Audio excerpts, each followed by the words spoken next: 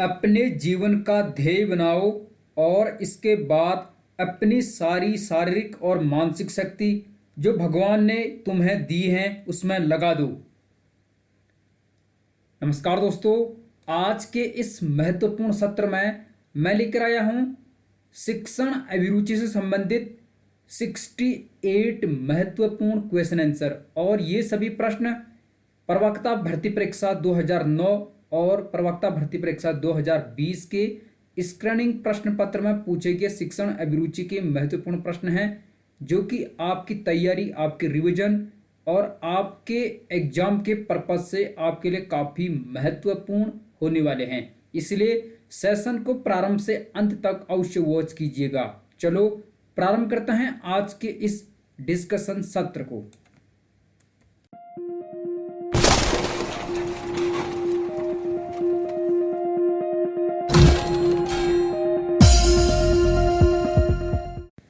यहाँ पर हम सर्वप्रथम उत्तराखंड लोक सेवा आयोग द्वारा 2009 में प्रवक्ता की जो भर्ती आयोजित की गई थी उसमें स्क्रीनिंग प्रश्न पत्र में जो शिक्षण अभिरुचि के प्रश्न पूछे गए थे उन्हें हल कर रहे हैं। ये प्रश्न आपकी तैयारी और रिवीजन के लिए काफ़ी इंपॉर्टेंट हैं, इसलिए आप सेशन को आराम से अंत तक वॉच कीजिए। इसमें पहला प्रश्न पूछा गया था, विद्यार्थियों में संवेगात्मक समायोजन प्रभावी होता है, यानी इमोशनल एडजस्टमेंट कैसे प्रभावी होता है विद्यार्थियों में, व्यक्तित्व निर्माण में, कक्षा शिक्षण में, अनुशासन में या उपर्युक्त सभी में। इस प्रश्न का सही उत्तर ऑप्शन नंबर डी है, उपर्युक्त सभी, यानी व्यक्तित्व निर्माण, कक्षा शिक्षण और अनुशासन। इसी प्रकार से आपको पूरी वीडियो को वॉच करनी है, आगे काफ़ी इंपॉर्टेंट प्रश्न है, आपके लिए काफ़ी हेल्पफुल ये प्रश्न हो सकते हैं। अगला प्रश्न है, श्यामपट्ट को शिक्षण सहायक सामग्री के किस समूह में शामिल किया जा सकता है। श्यामपट्ट यानी ब्लैक बोर्ड को शिक्षण सहायक सामग्री के किस समूह में रखा जा सकता है। श्रव्य शिक्षण सामग्री, दृश्य शिक्षण सामग्री, श्रव्य दृश्य शिक्षण सामग्री या उपर्युक्त में से कोई नहीं। इस प्रश्न का सही उत्तर होगा ऑप्शन नंबर बी, दृश्य शिक्षण सामग्री, यानी ब्लैक बोर्ड अर्थात श्यामपट्ट को आप केवल देख सकते हैं, इसलिए यह दृश्य शिक्षण सामग्री है। जिसे केवल देख सकते हो दृश्य, जिसे केवल सुन सकते हो श्रव्य, जिसे देख भी और सुन भी सकते हो उसे श्रव्य दृश्य कहेंगे। दृश्य शिक्षण सामग्री और भी हैं, जैसे बुलेटिन बोर्ड है, मानचित्र है, ग्लोब है, चित्र है, कोई ग्राफ हो सकता है। इस प्रकार से जिन्हें हम केवल देख सकते हैं, कई बार श्यामपट्ट की जगह वो ग्रीन बोर्ड, वाइट बोर्ड भी लिख सकता है। ठीक है, आराम से आप सेशन को वॉच कीजिए। इसे हम पहले भी हल कर चुके हैं जब लेक्चरर की भर्ती हो रही थी उत्तराखंड में उस समय, तो आप डिटेल में इन वीडियोस को देख सकते हैं। अगला प्रश्न है, निम्न में से कौन अध्यापन कौशल से संबंधित है, यानी शिक्षण कौशल, टीचिंग स्किल या अध्यापन कौशल से संबंधित है। श्यामपट्ट लेखन, प्रश्न हल करना, प्रश्न पूछना या उपर्युक्त सभी। इस प्रश्न का सही उत्तर ऑप्शन नंबर डी होगा, उपर्युक्त सभी, क्योंकि श्यामपट्ट लेखन, प्रश्न हल करना और प्रश्न पूछना ये तीनों शिक्षण के कौशल हैं, यानी अध्यापन कौशल हैं, टीचिंग स्किल हैं, ये आप ध्यान में रख लीजिए। और इन्हें आप अवश्य ही ध्यान में रखिए क्योंकि शिक्षण के कौशल कई बार पूछे जाते हैं। यहाँ पर फिर से बता देता हूँ, शिक्षण के कौशल पाठ परिचय कौशल, जिसे विन्यास, प्रेरणा या प्रस्तावना कौशल कहते हैं।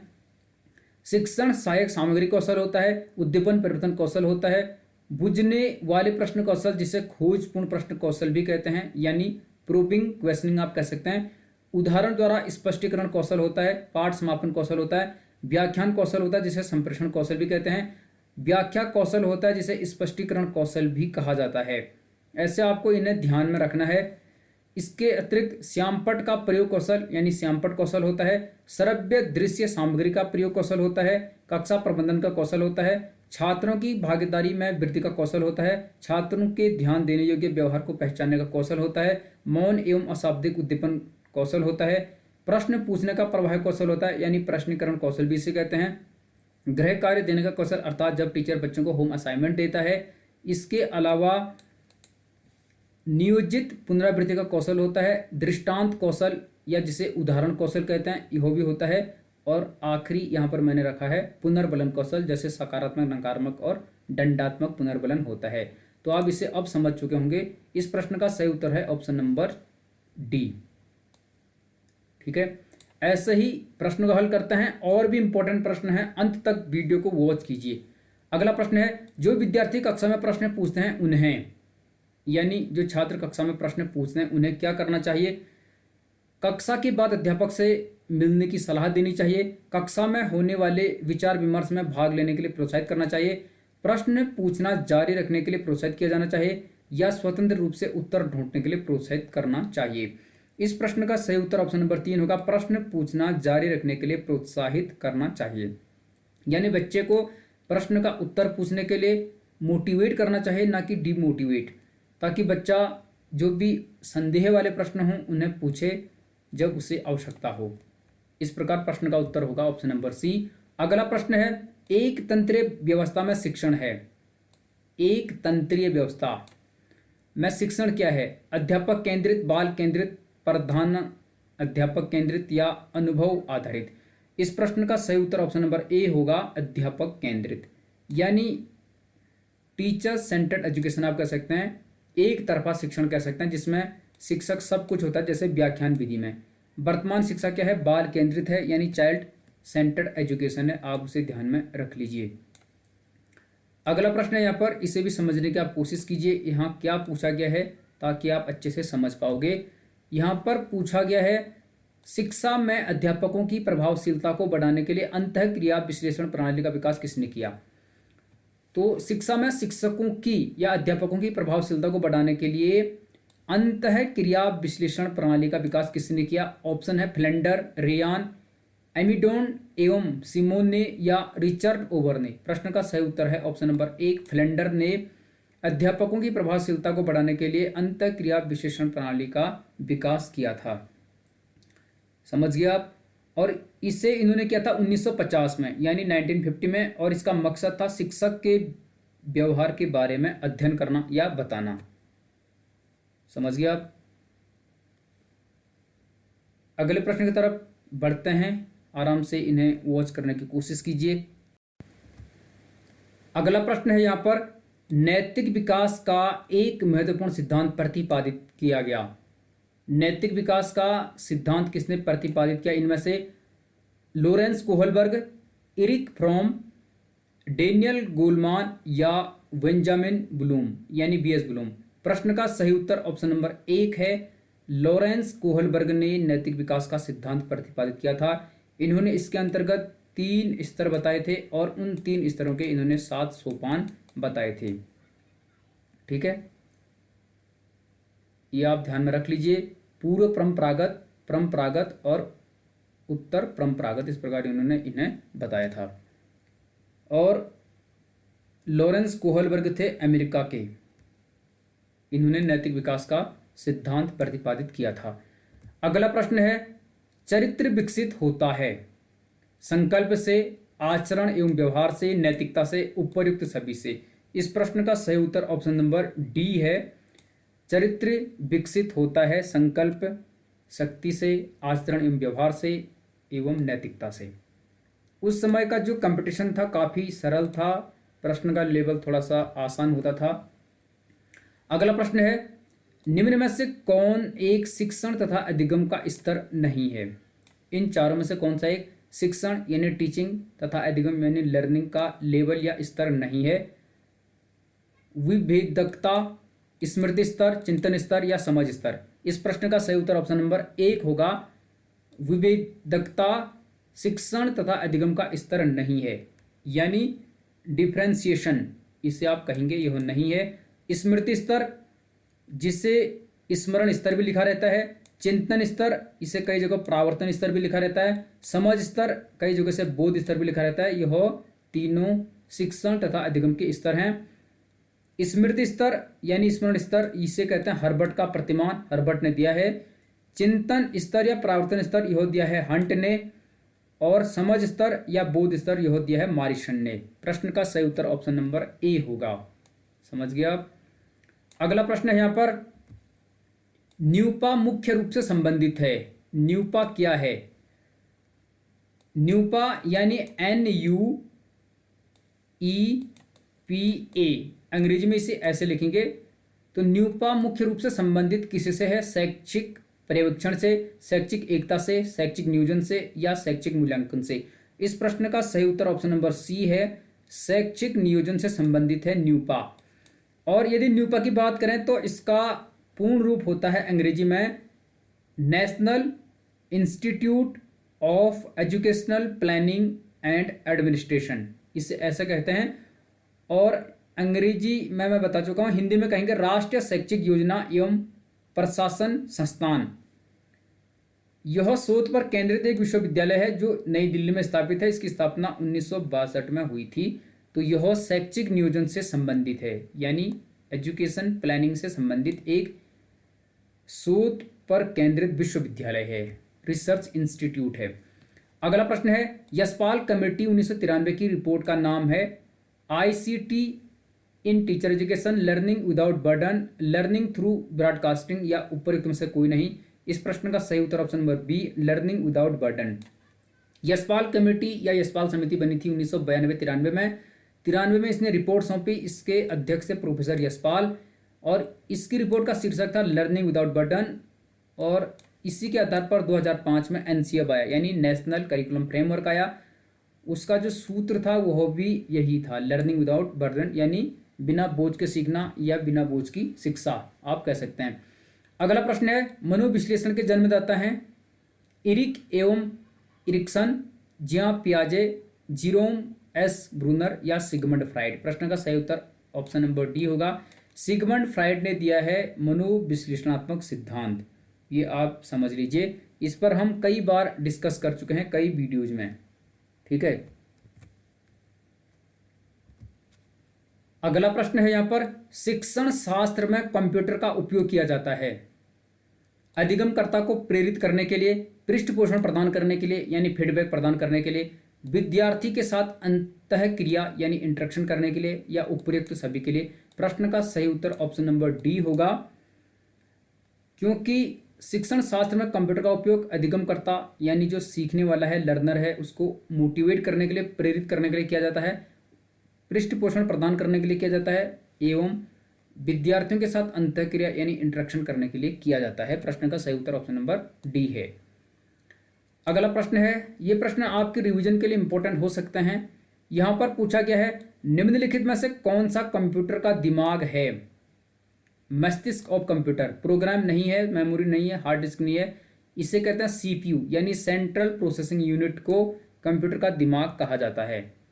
इसके बाद हम 2020 में जो भर्ती आई थी लेक्चरर की, जिसकी परीक्षा 21 मार्च 2021 को हुई थी, उस प्रश्न पत्र को भी यहाँ पर हल करेंगे। आप उसे भी वॉच करने की कोशिश कीजिए, वीडियो को अंत तक देखिए ताकि आप उसे समझ पाओगे। अगला प्रश्न यहाँ पर पूछा गया था, छड़ी का उपयोग रोकना बच्चों को बिगाड़ना है, यानी छड़ी का उपयोग रोकना बच्चों को बिगाड़ना है। यह अवधारणा अनुशासन के उस प्रकार से संबंधित है जिसका प्रतिपादन हुआ। प्रकृतिवादी दर्शन नहीं है, इसमें तो रूसो स्पेंसर हैं, यह तो दंड के अगेंस्ट हैं। प्रयोजनवादी दर्शन नहीं है, लोकतांत्रिक युग नहीं है। प्रश्न का सही उत्तर होगा विक्टोरिया काल में। विक्टोरिया काल में यह अवधारणा थी अनुशासन के संबंध में कि छड़ी का उपयोग रोकना बच्चे को बिगाड़ना है। महारानी विक्टोरिया का नाम आपने सुना होगा। तो यह बाइबल से संबंधित एक प्रकार का स्टेटमेंट है जो कि विक्टोरिया से संबंधित है। तो प्रश्न का सही उत्तर इस प्रकार ऑप्शन नंबर सी होगा, विक्टोरिया काल, ठीक है। ऐसे ही आपको प्रश्न की भाषा समझनी काफ़ी ज़रूरी होती है ताकि आपके जो डाउट्स हैं वो क्लियर हो पाएँ और आप प्रश्न को आसानी से हल कर सकें। अगला प्रश्न है यहाँ पर, विद्यालय संकुल की अवधारणा को सर्वप्रथम क्रियान्वित किया गया किसमें, कहाँ पर? उत्तर प्रदेश, मध्य प्रदेश, बिहार, राजस्थान। इस प्रश्न का सही उत्तर है ऑप्शन नंबर डी, राजस्थान में। तो विद्यालय संकुल की अवधारणा को सर्वप्रथम राजस्थान में क्रियान्वित किया गया था, इसे आप ध्यान में रख लीजिए। अगला प्रश्न है यहाँ पर, शिक्षण के ज्ञानात्मक सिद्धांत के प्रतिपादक हैं। जो शिक्षण का ज्ञानात्मक सिद्धांत है उसके प्रतिपादक इन चारों में से कौन है? एन.एल. गेज, शिव कुमार मित्रा, बी.एफ. स्किनर या मैकडोनाल्ड। इस प्रश्न का सही उत्तर ऑप्शन नंबर ए है, एन.एल. गेज शिक्षण के ज्ञानात्मक सिद्धांत के प्रतिपादक हैं। ये आप ध्यान में रख लीजिए, ठीक है। समझ गया आप। अगले प्रश्न की तरफ हम बढ़ते हैं। ध्यान से सेशन को वॉच करने की कोशिश कीजिए। यहाँ पर पूछा गया है, कक्षा में अनुपस्थिति एवं पलायन शिक्षण माध्यम से प्रभावित होता है।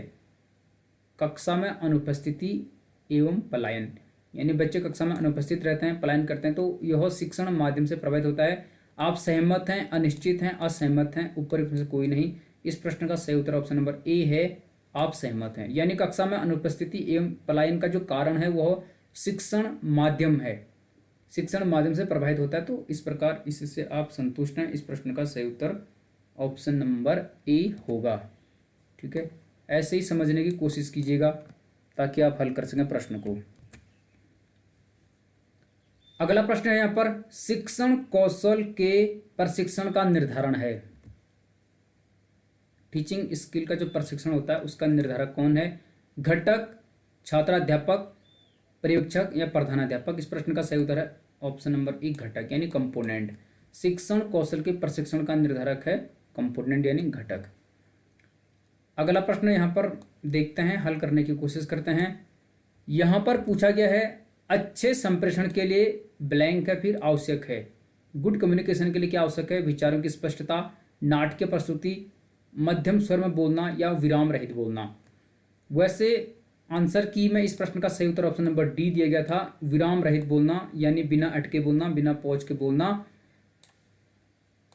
परंतु इसका सही उत्तर विचारों की स्पष्टता भी हो सकती है, लेकिन इसका उत्तर ए इसलिए नहीं भी हो सकता क्योंकि विचारों की स्पष्टता तो आप लिखते समय भी दे सकते हैं, यानी जब आप कोई निबंध लिख रहे हैं तो उसमें आप अपने विचारों को स्पष्ट रूप से व्यक्त कर सकते हैं। लेकिन यहाँ पर बोलने की बात हुई है तो कम्युनिकेशन यानी संप्रेषण की बात है, इसलिए विराम रहित बोलना ये सही भी हो सकता है। तो ए और डी में से इसका सही उत्तर हो सकता है विचारों की स्पष्टता या विराम रहित बोलना। आप यदि परीक्षा में इस प्रकार का प्रश्न आता है तो उनके विकल्पों पर ध्यान देने की कोशिश कीजिएगा, क्योंकि विचारों की स्पष्टता केवल बोलने में नहीं है, आप लिखित रूप में भी अपने विचारों को स्पष्ट कर सकते हैं। ठीक है, या चित्रों के माध्यम से भी कर सकते हैं, लेकिन विराम रहित बोलना मतलब कम्युनिकेशन स्किल है। अगला प्रश्न है, निम्नलिखित में से कौन सा शैक्षिक नियोजन का मार्ग है?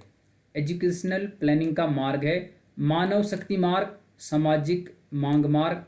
ए और बी दोनों, उपयुक्त में से कोई नहीं। इस प्रश्न का सही उत्तर ऑप्शन नंबर सी होगा, उपयुक्त ए और बी दोनों। तो शैक्षिक नियोजन का मार्ग है मानव शक्ति मार्ग एवं सामाजिक मांग मार्ग। इस प्रकार ऑप्शन नंबर सी इस प्रश्न का सही उत्तर है। अगला प्रश्न है, संस्थागत नियोजन आधारित होना चाहिए। संस्थागत नियोजन यानी इंस्टीट्यूशनल प्लानिंग आधारित होना चाहिए उद्देश्य और आवश्यकताओं पर, समय सारणी पर, प्रशासन पर या आवश्यकता पर? इस प्रश्न का सही उत्तर है ऑप्शन नंबर ए, उद्देश्य एवं आवश्यकताओं पर आधारित होना चाहिए संस्थागत नियोजन। इस प्रकार यह इसका सही उत्तर होगा। रिपीट कर लीजिए आप अपनी तैयारी को, ताकि यदि इस प्रकार का कोई प्रश्न आता है तो ये परीक्षा में आपके लिए फायदेमंद हो सकता है। अध्यापक का व्यवहार होना चाहिए प्रशासकीय, अनुदेशात्मक, आदर्शवादी या निर्देशात्मक? तो एक टीचर का बिहेवियर कैसा होना चाहिए? इस प्रश्न का सही उत्तर है ऑप्शन नंबर सी, आदर्शवादी होना चाहिए, यानी टीचर आइडियल होना चाहिए जो कि बच्चों के हित में हितकारी हो। अगला प्रश्न है यहाँ पर, सूचना महामार्ग या संजाल है? अंग्रेजी में आप इसे देख सकते हैं, यदि इस प्रकार की कोई शब्दावली प्रयुक्त होती है तो सूचना महामार्ग या संजाल क्या है? कंप्यूटर, इंटरनेट, इंट्रानेट या कीबोर्ड? इस प्रश्न का सही उत्तर ऑप्शन नंबर बी है, इंटरनेट को सूचना का महामार्ग या संजाल कहते हैं। तो ये भी आप ध्यान में रख लीजिए। अगला प्रश्न है यहाँ पर, शैक्षिक कंप्यूटर का मुख्य कार्य है। एजुकेशनल कंप्यूटर का मुख्य कार्य क्या है? अंकन करना, सूचनाओं को संचित करना, पद्धतों का विश्लेषण यानी एनालिसिस ऑफ द डेटा। तो क्या कार्य है? उपयुक्त सभी होगा, ऑप्शन नंबर डी। शैक्षिक कंप्यूटर का कार्य है अंकन करना, सूचनाओं को संचित करना और पद्धतों का विश्लेषण करना। पद्धत यानी डेटा, ठीक है, उनका एनालिसिस करना।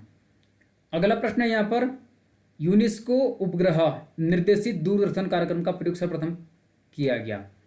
यूनेस्को उपग्रह निर्देशित दूरदर्शन कार्यक्रम का प्रयोग सर्वप्रथम कब किया गया?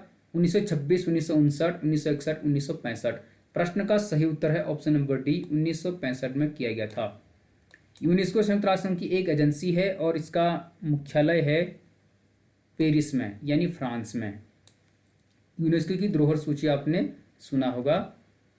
ठीक है, अगला प्रश्न है, निम्नलिखित में से अनुदेशनात्मक प्रक्रिया किसका मुख्य घटक है? अनुदेशनात्मक प्रक्रिया इनमें से किसका मुख्य घटक है, यह यहां पर पूछा गया है। अनुदेशनात्मक प्रक्रिया यानी इंस्ट्रक्शनल प्रोसीजर आप इसे कह सकते हैं। सृजनात्मक शिक्षण प्रतिमान, बुनियादी शिक्षण प्रतिमान, आगमन प्रतिमान या सामाजिक अन्वेषण प्रतिमान। प्रश्न का सही उत्तर है ऑप्शन नंबर बी, बुनियादी शिक्षण प्रतिमान इसका सही उत्तर होगा, यानी basic teaching model. Basic teaching model, प्रतिमान मतलब मॉडल।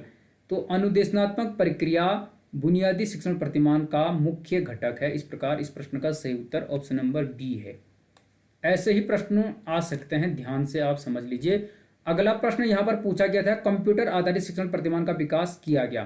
कंप्यूटर आधारित शिक्षण प्रतिमान का विकास कब किया गया, किसके द्वारा किया गया? प्रतिमान का मतलब होता है मॉडल।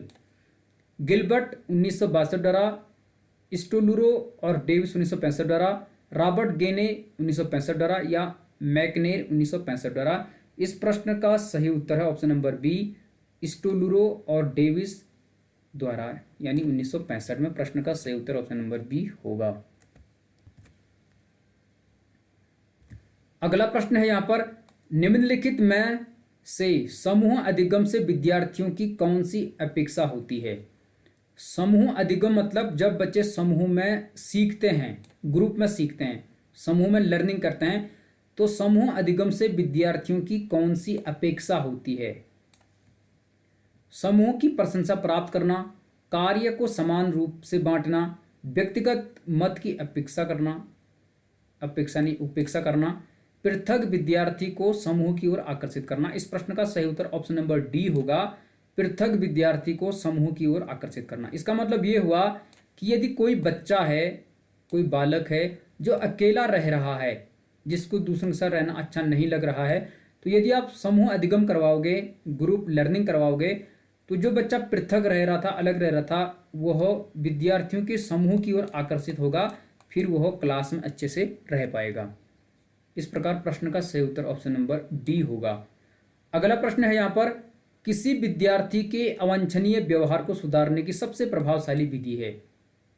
कोई विद्यार्थी है जो अवांछनीय व्यवहार कर रहा है, यानी गलत व्यवहार कर रहा है, जो समाज के अगेंस्ट है, तो उसे सुधारने की सबसे प्रभावशाली विधि कौन सी है? विद्यार्थी को दंडित करना, माता पिता को इस संदर्भ में बताया जाना, अवांछनीय व्यवहार के कारणों का पता लगाना और उपचार किया जाना, उपेक्षा करना। प्रश्न का सही उत्तर ऑप्शन नंबर सी है। पहले आप अवांछनीय व्यवहार के कारणों का पता लगाओगे, उसके बाद उसके लिए उपचार करने की कोशिश करोगे। प्रश्न का सही उत्तर ऑप्शन नंबर सी होगा। अगला प्रश्न है यहां पर, किस विश्वविद्यालय में 1961 में सूक्ष्म शिक्षण प्रणाली प्रारंभ हुआ? यानी माइक्रो टीचिंग प्रणाली कहाँ प्रारंभ हुआ था 1961 में? इन चारों में से स्टैनफोर्ड विश्वविद्यालय, ऑक्सफोर्ड विश्वविद्यालय, दिल्ली विश्वविद्यालय या MS विश्वविद्यालय बड़ौदा यानी इंडिया में। इस प्रश्न का सही उत्तर ऑप्शन नंबर ए है, स्टैनफोर्ड विश्वविद्यालय में प्रारंभ हुआ था यह। और स्टैनफोर्ड विश्वविद्यालय है कहाँ, बताने की कोशिश आप कर सकते हैं। यह अमेरिका में है, कैलिफोर्निया में। तो स्टैनफोर्ड के कैलिफोर्निया में शुरू हुआ था सूक्ष्म शिक्षण 1961 में, जो कि अमेरिका में है। यह आप ध्यान में रख लीजिए। ठीक है, बढ़ते हैं अगले प्रश्न की तरफ। इस प्रश्न को हल करने की आप कोशिश कीजिए, आप जवाब भी दे सकते हैं, फिर हम 2021 वाले प्रश्न पत्र को भी हल कर रहे हैं।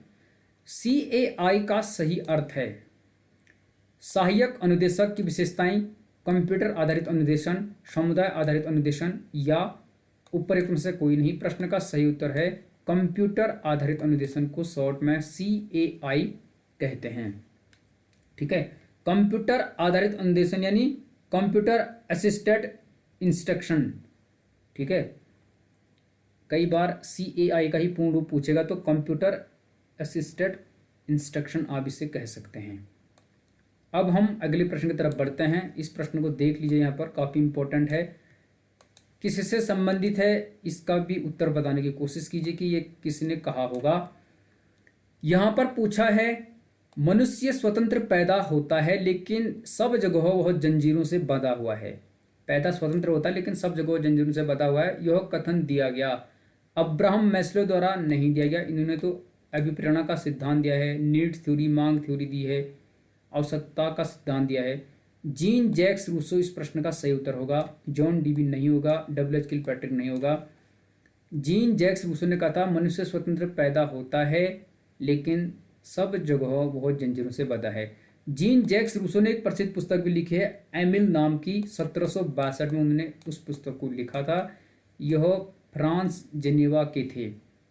जीन जैक्स रूसो एक प्रकृतिवादी दार्शनिक हैं, एक विचारक हैं। राजनीति विज्ञान में इन्हें आपने अवश्य पढ़ा होगा, यदि आप पॉल साइंस से पढ़े हैं, आपने पॉल साइंस में बीए या एमए किया है तो आपने इनके बारे में अवश्य पढ़ा होगा, सुना होगा। अगला प्रश्न है लिखित संप्रेषण प्रविधि में सम्मिलित होता है। लिखित संप्रेषण प्रविधि में क्या सम्मिलित होता है? एल्गोरिथम्स, निर्णय तालिका, ए तथा बी दोनों, ऊपर से कोई नहीं। इस प्रश्न का सही उत्तर है ऑप्शन नंबर सी, ए और बी दोनों, यानी रिटर्न कम्युनिकेशन में एल्गोरिथम्स और निर्णय तालिका दोनों सम्मिलित होते हैं।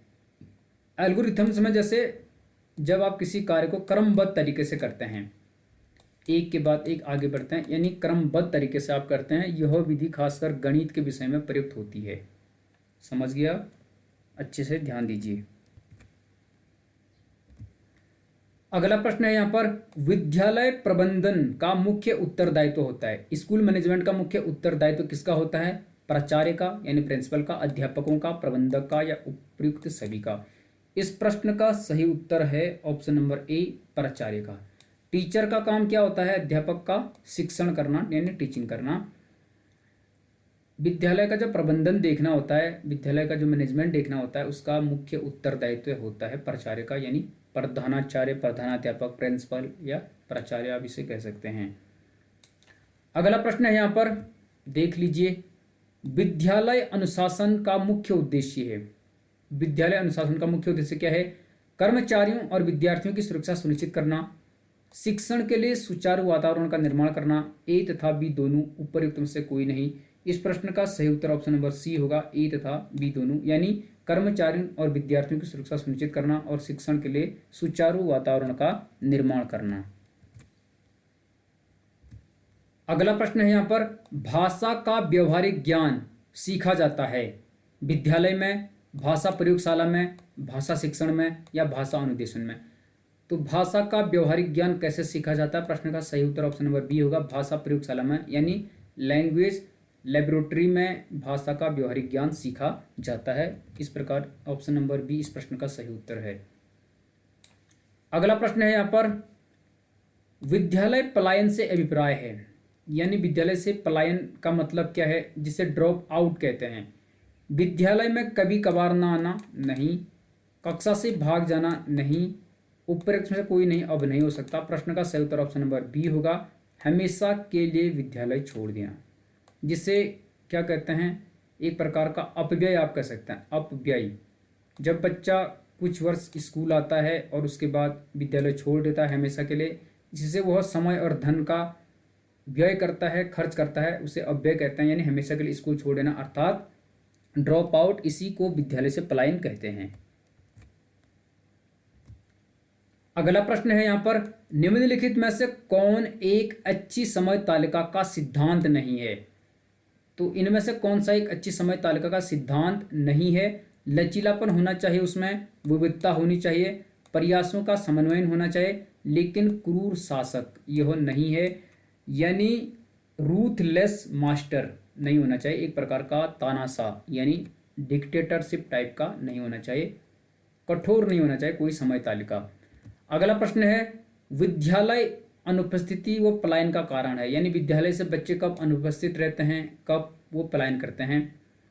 और रुचिकर पाठ्यक्रम जब होता है, खराब शिक्षण की विधियां, अप्रभावशाली शिक्षक या उपयुक्त सभी। प्रश्न का सही उत्तर स्वाभाविक है, ऑप्शन नंबर डी होगा।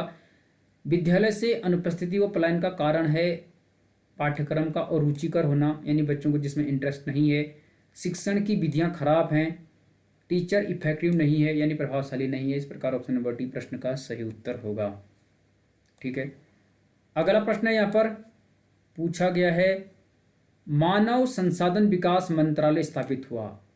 MHRD से कहते थे, वर्तमान में इसका नाम बदलकर शिक्षा मंत्रालय कर दिया गया है। तो मानव संसाधन विकास मंत्रालय कब स्थापित हुआ था?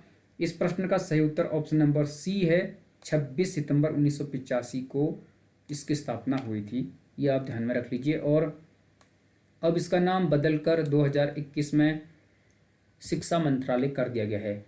अगला प्रश्न है निर्णय प्रक्रिया का क्षेत्र है। निर्णय प्रक्रिया का क्षेत्र कौन सा है इनमें से? प्रबंधन, संगठन, प्रशासन या पर्यवेक्षण? इस प्रश्न का सही उत्तर ऑप्शन नंबर सी है, प्रशासन निर्णय प्रक्रिया का क्षेत्र है। तो ये हो इसका उत्तर होगा। रिवीजन कर लीजिएगा। इसमें मैंने सिर्फ उन प्रश्नों को सम्मिलित किया है जो प्रश्न आपकी परीक्षा में आ सकते हैं या आपको हेल्प प्रदान कर सकते हैं। यहाँ पर पूछा गया है व्यक्तित्व का कारक है। इनमें से व्यक्तित्व का कारक कौन सा है? अंतःस्रावी ग्रंथियां, पारिवारिक पृष्ठभूमि, विद्यालय या उपर्युक्त सभी? प्रश्न का सही उत्तर ऑप्शन नंबर डी होगा। व्यक्तित्व के ये सभी कारक हैं, अंतःस्रावी ग्रंथियां, पारिवारिक पृष्ठभूमि और विद्यालय। यानी इन कारकों से किसी बच्चे का, किसी व्यक्ति का व्यक्तित्व बनता है, बिगड़ता है। यानी ये व्यक्ति के व्यक्तित्व में एक प्रकार से निर्माणात्मक कारक हैं। अगला प्रश्न है निम्नलिखित में से अध्यापक डायरी में किस चीज़ का विवरण होता है? जो टीचर्स डायरी होती है उसमें किस चीज़ का विवरण होता है? कक्षागत समय तालिका का यानी क्लास टाइम टेबल का, शिक्षण विषय वस्तु यानी टीचिंग कंटेंट जो आप पढ़ा रहे हैं, ए और बी दोनों, यही इसका उत्तर होगा। जो शिक्षक डायरी होती है, टीचिंग डायरी होती है, टीचर्स डायरी होती है, उसमें एक तो होता है कक्षा का टाइम टेबल, स्कूल का टाइम टेबल, कब कौन सा बेल बजेगी, कौन सा पीरियड लगेगा, और दूसरा उसमें प्लान बनाता टीचर यानी शिक्षण पाठ्य वस्तु उसमें होती है। समझ गया? आज का आखिरी प्रश्न ये है इस प्रश्न पत्र से संबंधित। उसके बाद हम 2021 वाले प्रश्न पत्र को हल कर रहे हैं, आप उसे भी वॉच कीजिए। निम्नलिखित में से विद्यार्थियों द्वारा विद्यालय पलायन का मुख्य कारण कौन सा है? तो इनमें से विद्यार्थियों द्वारा विद्यालय पलायन का मुख्य कारण कौन सा है? यानी ड्रॉप आउट आप इसे कह सकते हैं। मूलभूत आवश्यकताओं का पूरा न होना, अध्यापकों द्वारा अत्यधिक दंड देना, पढ़ाई में रुचि या उपयुक्त सभी? तो यही इसका उत्तर होगा। विद्यालय पलायन का मुख्य कारण यही है कि मूलभूत आवश्यकताओं की पूर्ति नहीं हो पा रही है बच्चों की, टीचर्स अत्यधिक दंड दे रहा है और बच्चों को पढ़ाई में इंटरेस्ट नहीं है यानी अरुचि है। तो इन वजहों से, इन कारणों से कोई बच्चा विद्यालय छोड़ सकता है अर्थात ड्रॉप आउट कर सकता है। अब हम 2021 में 21 मार्च को प्रवक्ता की जो भर्ती आयोजित की गई थी उसमें जो प्रश्न पूछे गए थे उनको हल करने की कोशिश करते हैं। यहाँ से भी आपको काफ़ी हेल्प मिलेगी। यह सीरीज ए है, इसमें 40 प्रश्न थे शिक्षण अभिरुचि के। पहला प्रश्न था एजुकेशन एंड मैन पुस्तक के लेखक कौन हैं? ऑप्शन थे W.H. Kilpatrick, F.A. Froebel, H.E. Armstrong या हर्बर्ट स्पेंसर। इस प्रश्न का सही उत्तर ऑप्शन नंबर बी होना चाहिए, लेकिन उत्तराखंड लोक सेवा आयोग ने इस प्रश्न में बोनस अंक प्रदान किए हैं। यहाँ पर मैं आंसर की भी दिखा रहा हूँ, ये फाइनल रिवाइज आंसर की है। क्वेश्चन नंबर 1 देख लीजिए, यहाँ पर हैज दर्शाया गया है, तो इसमें बोनस मार्क्स दिया। बोनस मार्क्स इसलिए दिया क्योंकि एजुकेशन एंड मैन जो लिखा है ये स्पष्ट नहीं है। फ्रोबेल ने एक पुस्तक अवश्य लिखी है, उस पुस्तक का नाम है, उसको मैं आपको यहाँ पे बता देता हूँ जिससे आपके डाउट्स क्लियर होंगे। एजुकेशन एंड मैन ना लिख के फ्रोबेल ने क्या लिखी है? The education of man. The education of man पुस्तक लिखी है किसने? फ्रोबेल ने। लेकिन यहाँ पर पूछा था एजुकेशन एंड मैन, इसलिए आयोग ने इसमें क्या दिया? बोनस मार्क्स दिया, क्योंकि प्रश्न थोड़ा सा स्पष्ट नहीं था इसलिए। अगला प्रश्न है यहाँ पर किंडरगार्टन पद्धति के जन्मदाता थे। किंडरगार्टन पद्धति किसने दी है? इसका सही उत्तर ऑप्शन नंबर ए है, फ्रोबेल। आप जानते हैं किंडरगार्टन विधि और खेल विधि के प्रतिपादक कौन है? फ्रोबेल हैं। तो यही इसका उत्तर होगा। तीसरा प्रश्न था शिक्षण कौशलों के प्रयोग से विकसित होता है। टीचिंग के जो स्किल होते हैं, शिक्षण के जो कौशल होते हैं, अध्यापन के जो कौशल होते हैं, उससे क्या विकसित होता है? अधिगम यानी लर्निंग, टीचिंग यानी शिक्षण, परीक्षा यानी एग्जाम, मूल्यांकन यानी इवैल्यूएशन। वैसे इस प्रश्न का सही उत्तर ऑप्शन नंबर बी होना चाहिए, शिक्षण, क्योंकि शिक्षण कौशलों से शिक्षण विकसित होता है, टीचिंग स्किल से। लेकिन आयोग ने इस प्रश्न में भी बोनस मार्क्स प्रदान किया। बता देता हूँ आपको, ऑप्शन नंबर 3 है, यानी प्रश्न संख्या 3 है और यहाँ पर भी हैज को दर्शाया है, तो बोनस मार्क्स दिया। परंतु इसका उत्तर वैसे होना चाहिए ऑप्शन बी, क्योंकि शिक्षण कौशलों के प्रयोग से आपकी टीचिंग के जो स्किल हैं वो सुधरते हैं। ठीक है, अगला प्रश्न है यहाँ पर, इसे देखने की कोशिश कीजिए, समझने की कोशिश कीजिए। यहाँ पर पूछा गया है वैल्यू यानी मूल्य शब्द की उत्पत्ति हुई है। इसका सही उत्तर ऑप्शन नंबर ए है, वैलेर। वैलेर से हुई है वैल्यू यानी मूल्य शब्द की उत्पत्ति, तो ऑप्शन नंबर ए इसका सही उत्तर दिया गया है। अगला प्रश्न है, अनुशासन प्रेम पर आधारित एवं नियंत्रित होना चाहिए, यह कहा था। अनुशासन प्रेम पर आधारित एवं नियंत्रित होना चाहिए, तो यह किसने कहा? इस प्रश्न का सही उत्तर है ऑप्शन नंबर बी, यह पेस्टालोजी ने कहा था। और पेस्टालोजी संबंधित है भ्रमण विधि से। ठीक है, भ्रमण विधि से संबंधित है पेस्टालोजी, या पर्यटन विधि भी कई जगहों से लिखा रहता है, तो वो भी आप यहाँ पे ध्यान में रख लीजिए। समझ गए आप? अगला प्रश्न है यहाँ पर, इनमें से कौन सा व्यक्तित्व विकास में सहायक है? व्यक्तित्व विकास में कौन सा सहायक? इनमें से पाठ्य सहगामी क्रियाएं यानी को करिकुलर एक्टिविटीज, परियोजन कार्य यानी प्रोजेक्ट वर्क, खेल, ये सभी। प्रश्न का सही उत्तर स्वाभाविक सी बात है सभी होगा, क्योंकि व्यक्तित्व के विकास में पाठ्य सहगामी क्रियाएं, परियोजना कार्य और खेल सभी सम्मिलित होते हैं। अगला प्रश्न है यहाँ पर, कंप्यूटर सह अनुदेशन, जिसे शॉर्ट में CAE, माफ कीजिए CAI कहते हैं, द्वारा अधिगम किस क्षेत्र में नहीं होता? क्या पूछा गया? नहीं होता। तो कंप्यूटर सह अनुदेशन द्वारा अधिगम किस क्षेत्र में नहीं होता है? कंप्यूटर असिस्टेड इंस्ट्रक्शन आप इसे कह सकते हैं, संज्ञानात्मक क्षेत्र, भावात्मक क्षेत्र, क्रियात्मक क्षेत्र, ये सभी। प्रश्न का सही उत्तर ऑप्शन नंबर बी होगा, भावात्मक क्षेत्र में कंप्यूटर सह अनुदेशन द्वारा अधिगम नहीं होता है। तो यही इसका उत्तर हो जाएगा, ऐसे आपको समझना है।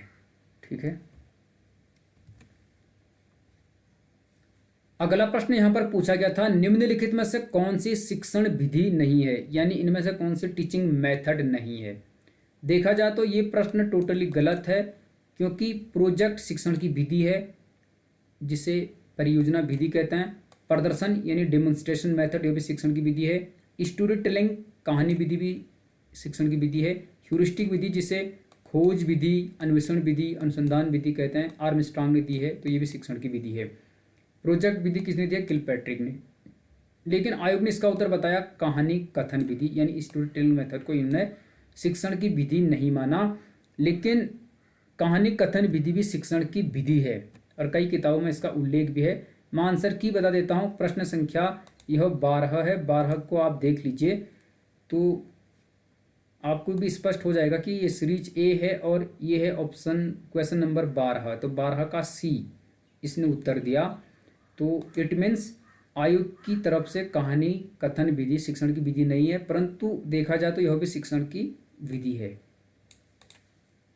ठीक है, अगला प्रश्न है, CAI यानी कंप्यूटर सह अनुदेशन को निम्नलिखित को सुगम बना सकती है। CAI अर्थात कंप्यूटर असिस्टेड इंस्ट्रक्शन, कंप्यूटर सह अनुदेशन निम्नलिखित को सुगम बना सकती है। व्यक्तिगत अनुदेशन को यानी पर्सनल इंस्ट्रक्शन को, स्वगति से सीखना सेल्फ लर्निंग कह सकते हो, अधिगम में व्यक्तिगत आवश्यकता पर ध्यान देना, या ये सभी। इस प्रश्न का सही उत्तर ऑप्शन नंबर डी होगा। CAI व्यक्तिगत अनुदेशन, स्वगति से सीखना और अधिगम में व्यक्तिगत आवश्यकता पर ध्यान देगा, इससे सुगम बना सकता है। अगला प्रश्न है यहाँ पर, निम्नलिखित में कौन सा शिक्षण कौशल नहीं है? तो इनमें से कौन सा शिक्षण का कौशल यानी टीचिंग स्किल, शिक्षण का कौशल, अध्यापन कौशल या टीचिंग स्किल नहीं है? उद्दीपन भिन्नता यह तो है, जिसे उद्दीपन परिवर्तन कौशल कहते हैं, यह शिक्षण का कौशल है। विन्यास प्रेरणा, यह भी शिक्षण का कौशल है। और सत्ता की आलोचना करना, यह कोई शिक्षण का कौशल नहीं है। खोजपूर्ण प्रश्न कौशल, जिसे बुझने वाले प्रश्न कौशल कहते हैं, यह भी शिक्षण का कौशल है। तो यह आप ध्यान में रख लीजिए। विन्यास प्रेरणा, खोजपूर्ण प्रश्न और उद्दीपन भिन्नता, ये शिक्षण के कौशल हैं। यहाँ पर मैं आपको फिर से याद दिला देता हूँ, थोड़ा सा समझ लीजिए आप। फर्स्ट में ही मैंने इसको मेंशन कर रखा, तो ये देख लीजिए आप। पाठ परिचय कौशल को विन्यास प्रेरणा कहते हैं या प्रस्तावना कौशल कहते हैं। और एक वहाँ पर दिया था उद्दीपन परिवर्तन कौशल, तो ये भी है। बुझने वाले प्रश्न कौशल, इसे कई जगह खोजपूर्ण प्रश्न कौशल लिखा होगा, जैसे वहाँ पर लिखा है, इसे प्रोबिंग क्वेश्चन कहते हैं, ये भी है। लेकिन जो ऑप्शन नंबर सी था वह इसका उत्तर नहीं होगा। ऑप्शन नंबर सी में क्या दिया था आप देख लीजिए, सत्ता की आलोचना करना, तो यह शिक्षण का कोई कौशल नहीं है। ठीक है, अगला प्रश्न है यहाँ पर, सूक्ष्म शिक्षण का उद्देश्य है। माइक्रो टीचिंग या सूक्ष्म अध्यापन का मकसद क्या है, उद्देश्य क्या है? शिक्षण विधियों का विकास करना, शिक्षण कौशलों का विकास करना, शिक्षण विषय का विकास करना या शिक्षण अधिगम प्रक्रिया का विकास करना। इस प्रश्न का सही उत्तर होगा शिक्षण कौशलों का विकास करना, यानी डेवलप टू टीचिंग स्किल। जब आप माइक्रो टीचिंग करते हैं, जब आपने बीएड किया, डीएलएड किया, बीटीसी की, तो आप माइक्रो टीचिंग करते थे कक्षा में, फिर आप स्कूल में जाते थे पढ़ाने के लिए। तो उस माइक्रो टीचिंग या सूक्ष्म शिक्षण का उद्देश्य होता था शिक्षण कौशलों का विकास करना, यानी किसी छात्र छात्रा में शिक्षक के गुणों को विकसित करना, शिक्षण के कौशलों का विकास करना। तो यही इसका उत्तर हो जाएगा। समझ गया आप? अगला प्रश्न यहां पर था, निम्नलिखित द्वारा दिए गए सिद्धांत पर अभिकर्मित अनुदेशन आधारित है। अभिकर्मित अनुदेशन यानी प्रोग्राम्ड इंस्ट्रक्शन किस पर आधारित है? BS. Bloom, BK. Passi, Herbert Spencer या बी.एफ. स्किनर। इस प्रश्न का सही उत्तर ऑप्शन नंबर डी है। तो अभिकर्मित अनुदेशन दिया है किसने? बी.एफ. स्किनर। यह भी शिक्षण की एक विधि है। अगला प्रश्न यहाँ पर था, यूजीसी की स्थापना हुई थी। तो इस प्रश्न का सही उत्तर डाउट में था, क्योंकि 1953 में यह अस्तित्व में आया। 1956 में यूजीसी एक्ट बना, तो इस प्रश्न में भी आयोग ने बोनस मार्क्स देना था, तो 1956 को इसका सही उत्तर माना। यूजीसी की स्थापना 1956 में हुई, लेकिन 1953 में यह अस्तित्व में आ गया था। यह आप ध्यान में रख लीजिए। बी.एफ. स्किनर अभिकर्मित अनुदेशन पर आधारित हैं। शिक्षण की विधियां मैं आपको बता चुका हूं, आप उसे ध्यान में रख लीजिए। तो आप यहाँ पर भी देख सकते हैं, यह शिक्षण की जो विधियां हैं उनके जनक से संबंधित पीडीएफ है। रेखीय अभिकर्मित अनुदेशन, जिसे बाह्य अनुदेशन भी कहते हैं, यह है बी.एफ. स्किनर से संबंधित। यहाँ पर आप देख सकते हैं। एक होता है शाखीय अभिकर्मण अनुदेशन, जिसे आंतरिक अनुदेशन भी कहते हैं, यह दी है नॉर्मन ए क्राउडर ने। तो वो ये पूछा गया था, शाखीय अभिकर्मित अनुदेशन या बाह्य अनुदेशन। उसने वहाँ पर केवल अभिकर्मित अनुदेशन लिखा और ऑप्शन में बी.एफ. स्किनर ही था, बाकी नॉर्मन ए क्राउडर नहीं था। आप देख सकते हैं, ये था वो प्रश्न 16 नंबर का। तो ऑप्शन नंबर 4 इस प्रश्न का सही उत्तर होगा। ऐसे ही आपको प्रश्न को समझने की कोशिश करनी है। अगला प्रश्न था, शिक्षण सहायक सामग्री किस उपागम से संबद्ध है? शिक्षण सहायक सामग्री किस उपागम से संबंधित है? बहु इंद्रिय उपागम, प्रणाली उपागम, कठोर शिल्प उपागम या मृदु शिल्प उपागम। इस प्रश्न का सही उत्तर ऑप्शन नंबर ए है, बहु इंद्रिय उपागम से संबद्ध है शिक्षण सहायक सामग्री। यानी जो आप शिक्षण सहायक सामग्री का प्रयोग करते हो, जिसमें दृश्य शिक्षण सहायक सामग्री, श्रव्य शिक्षण सहायक सामग्री और दृश्य श्रव्य शिक्षण सहायक सामग्री होती हैं, तो उसका मकसद होता है बच्चों में बहु इंद्रियों को एक्टिव करना, सक्रिय करना, ताकि बच्चा सीख सके। अगला प्रश्न है, ली थायर के अनुसार संप्रेषण के मूल कार्यों को बांटा जा सकता है, यानी कम्युनिकेशन। ली थायर के अनुसार संप्रेषण के मूल कार्यों को कितने भागों में बांटा जा सकता है? इस प्रश्न का सही उत्तर ऑप्शन नंबर बी है, 3 भागों में। यह आयोग ने ही इसका उत्तर स्पष्ट किया था। तो 3 भागों में इसे बांटा जा सकता है। इसको मैं आपको आंसर की में भी दिखा देता हूँ। प्रश्न संख्या 20 है और 20 का उत्तर आप यहाँ पर देख सकते हैं, ताकि आपको इस प्रकार का कोई डाउट ना हो। ये है क्वेश्चन संख्या 20 और 20 का बी। ठीक है, ये फाइनल आंसर की है। अगला प्रश्न था, राष्ट्रीय अध्यापक शिक्षा परिषद यानी एनसीटीई की स्थापना हुई। एनसीटीई की स्थापना कब हुई, यह यहाँ पर पूछा गया था। इसमें भी आयोग ने बोनस मार्क्स दिया। इन विकल्पों के अनुसार इसका उत्तर 1973 है। लेकिन देखा जाए तो 1973 में यह एक प्रकार से औपचारिक रूप से स्थापित हुआ था, और इसकी जो विधिवत स्थापना हुई थी विधिवत रूप से वह हुई थी 1995 में, 1995 में, 1995 में राष्ट्रीय अध्यापक शिक्षा परिषद यानी NCTE की स्थापना हुई थी, national council for teacher education, जो शिक्षकों के लिए गाइडलाइन जारी करता है। 1995 में इसकी स्थापना हुई थी मूल रूप से, समझ गए आप, अस्तित्व में यह आया था। लेकिन 1973 से पहले यह NCERT के अंतर्गत एक स्वतंत्र विभाग के रूप में कार्य करता था। 1973 में ये अनौपचारिक रूप से अस्तित्व में आया, लेकिन इसकी जो विधिवत स्थापना हुई वह 1995 में हुई थी। तो इसलिए आयोग ने इसको भी बोनस मार्क्स दिया। 21 नंबर का ये प्रश्न था, यहाँ पर आप देख सकते हैं, मैं आपको बता देता हूँ 21 पर आयोग ने क्या दर्शाया था, ये देख लीजिए आप। इसे हैज दिया था, तो यानी इसमें आयोग ने बोनस मार्क्स दिया। ठीक है,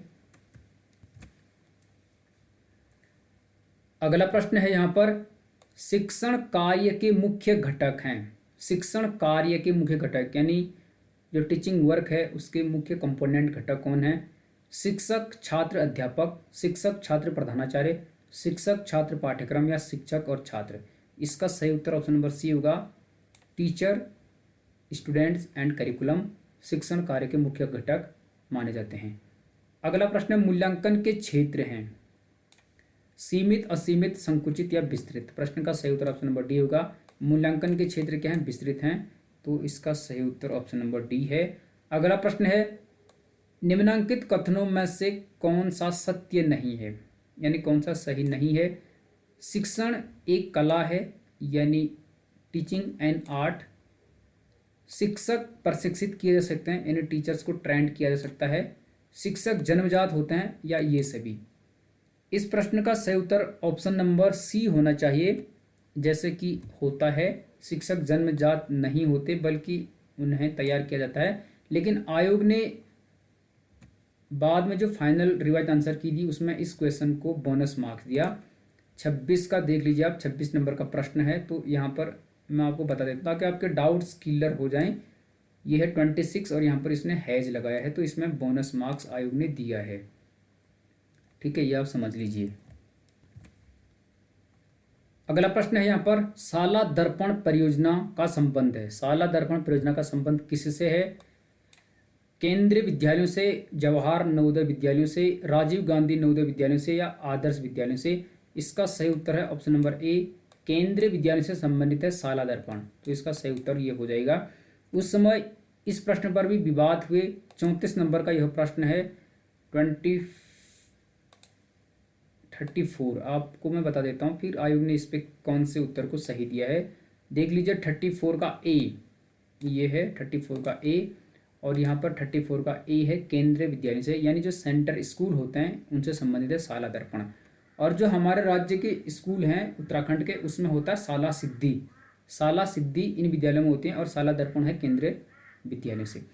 अगला प्रश्न है, RTE यानी राइट टू एजुकेशन एक्ट की किस धारा के अंतर्गत गैर सहायता प्राप्त निजी विद्यालयों के 25% स्थान आर्थिक रूप से पिछड़े वर्ग के बच्चों हेतु आरक्षित हैं?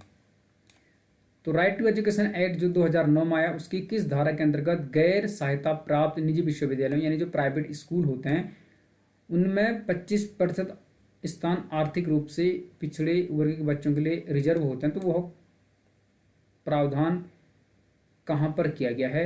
12(1)(c), 12(1)(b), 12(1)(a), या इनमें से कोई नहीं। इस प्रश्न का सही उत्तर ऑप्शन नंबर ए है, 12(a)(c) में, 12(1)(c) में इसका प्रावधान किया गया है। ये क्वेश्चन काफ़ी कंट्रोवर्सी वाला रहा है, कई जगह इसका उत्तर गलत दिया गया है। तो इसका सही उत्तर एक्ट में भी यही है, 12(1)(c), ये आप ध्यान में रख लीजिए। और आयोग ने भी इसका उत्तर यही बताया है, 35 का सी। मैं आपको बता देता हूँ, ये है 35। ठीक है, दिखाने की कोशिश करता हूँ। 35 का ए होगा, 35 का ए यानी 12(1)(c), तो 12(1)(c) ये है। 35 का ए आप यहाँ पे देख लीजिए, समझ गए। अगला प्रश्न है यहाँ पर, डिजिटल जेंडर एटलस बालिकाओं से संबंधित है। डिजिटल जेंडर एटलस बालिकाओं से संबंधित है। अनुसूचित जाति की यानी SC, ST यानी अनुसूचित जनजाति, मुस्लिम समुदाय, या ये सभी। इस प्रश्न का सही उत्तर ऑप्शन नंबर डी है, ये सभी इसका सही उत्तर होगा। ठीक है, ये आप ध्यान में रख लीजिए। अगला प्रश्न यहाँ पर देख लेते हैं। ठीक है, ये इतना इम्पोर्टेंट प्रश्न नहीं है, यानी आपके सिलेबस से संबंधित तो नहीं है, लेकिन मैं बता देता हूँ। जवाहर नवोदय विद्यालय की स्थापना किस सिफारिश का आधार था? यानी जो जवाहर नवोदय विद्यालय होते हैं तो उनकी स्थापना किस आधार पर की गई थी? राष्ट्रीय शिक्षा नीति 1986, शिक्षा आयोग, माध्यमिक शिक्षा आयोग या पिछड़ा वर्ग आयोग? इस प्रश्न का सही उत्तर है राष्ट्रीय शिक्षा नीति 1986। जब राजीव गांधी प्रधानमंत्री थे उस समय भारत देश की दूसरी शिक्षा नीति अस्तित्व में आई, तो इसमें जवाहर नवोदय विद्यालय की स्थापना का प्रावधान किया गया था। 3 शिक्षा नीतियाँ हैं भारत में अभी तक। सबसे पहले 1968 में आई, दूसरी बार 1986, तीसरी बार 2020 में आई है जो कि अभी तक लागू नहीं हो पाई है, और 4 बार एनसीएफ आया है। 4 बार एनसीएफ यानी नेशनल करिकुलम फ्रेमवर्क आया है। आखिरी बार आया था 2005 में। 2005 में एनसीएफ आया था, उससे पहले 2000 में आया था, सन 2000 में। तो ये आप ध्यान में रख लीजिए। तो आज हमने कुल 68 क्वेश्चन हल किए हैं, जो क्वेश्चन आपकी पर्पज़ से, आपकी तैयारी के लिए काफ़ी इम्पोर्टेंट रहे होंगे।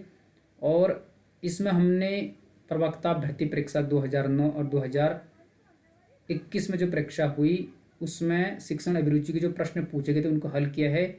हो सकता है ये प्रश्न आपकी तैयारी के लिए इम्पोर्टेंट हो सकते हैं, आप इसे वॉच कर लीजिए। यहाँ से आपके हो सकता है कोई डाउट्स, कोई कॉन्सेप्ट क्लियर होंगे जो कि आपकी एग्जाम में काफ़ी हेल्प कर सकते हैं। All the best, good luck.